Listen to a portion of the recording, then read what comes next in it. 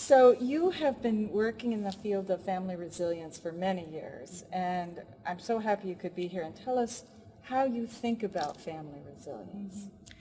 Well, I think first I was very much influenced by my doctoral work in human development because it corrected the overfocus on psychopathology that I found in the clinical field. And so much attention was focused to how families fail and the deficits in families. And I was interested in understanding what makes the difference. When families are under stress, they don't all fail. What about the ones who do well?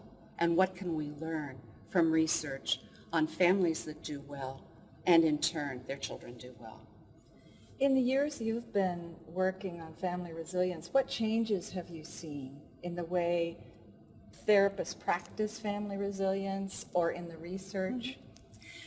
Even the field of family therapy, in the initial phase, we broadened the lens from the traditional focus on mother-infant and mother-child to include the network of relationships that are important, not only in early childhood, but throughout life, and again, very much so in later life.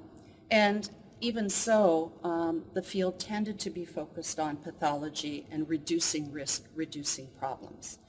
And over the last decade or more, the field of family systems interventions have moved toward building strengths, shifting from diagnosing what's wrong with families to searching for strengths and resources in families, and then directing our intervention to expand on those and to build those that in families that are more vulnerable. And the resilience literature was very much of interest to me because the early family systems research tended to be with families that were not under stress. And it tended to be two-parent families raising an adolescent because that was of most interest. But as families have become more diverse and their challenges are varied, we need to really think about a concept that is more flexible and doesn't type families. And to me, resilience was exactly the right concept at the right time because it focuses on families in the context of stress, facing challenges. And it can be adapted to many different contexts, many different family forms, and family values. What are your hopes for the future of family resilience? Well, I think it's very difficult to get research funding for family-based studies.